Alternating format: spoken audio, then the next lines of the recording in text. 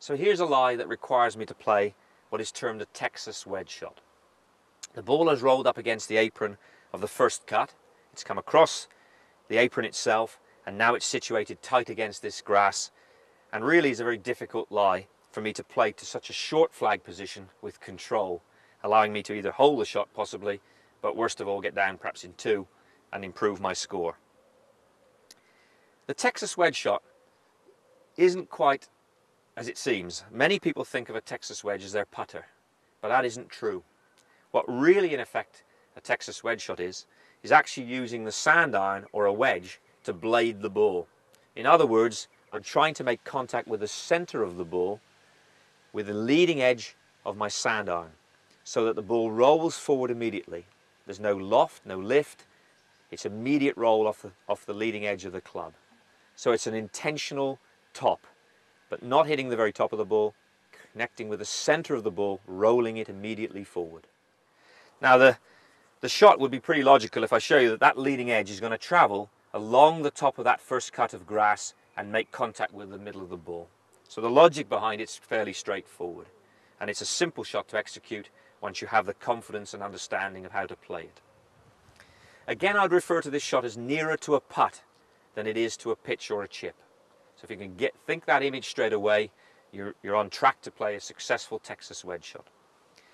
When we set up to the ball, we're really going to set up with that ball somewhere just either center of stance or a little forward of it, more or less where we would play the ball position for a putt.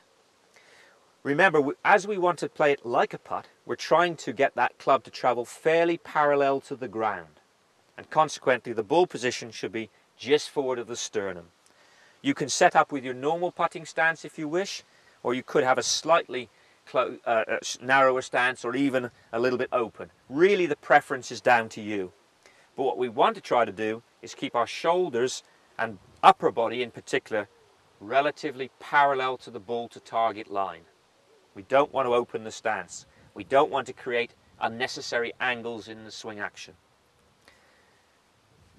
In this instance, as I come to stand to the ball, you can see my head is very much over the ball, almost like a putt.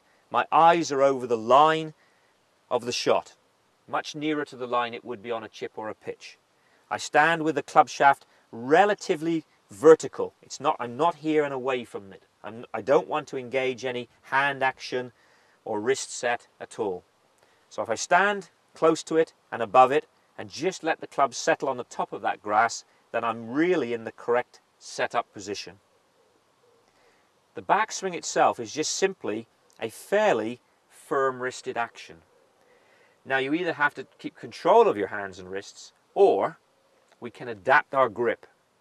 We can actually use our putting grip. If you look at my grip here, I'm actually using the standard reverse overlap grip. This is the grip that I would use for putting. I've also, in this case, moved the club into the palm of my hands. We talked a little about this in one of the earlier parts of the lesson, how that would quieten the hands and wrists down.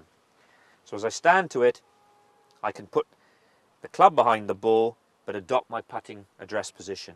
And all I'm doing now is rocking my shoulders relatively straight forward, backwards and forwards, and as you see the club is travelling on a much more straight line than it would for a chip or a pitch where it would come inside. So I'm keeping it relatively on line, parallel to the middle of the ball. It's as simple as it is. As long as we trust that this leading edge is going to cut through any grass that's in the way and roll that ball forward, then we're really going to execute this shot fairly simply and fairly effectively. So I'm going to play this shot now and just demonstrate to you how simple it is.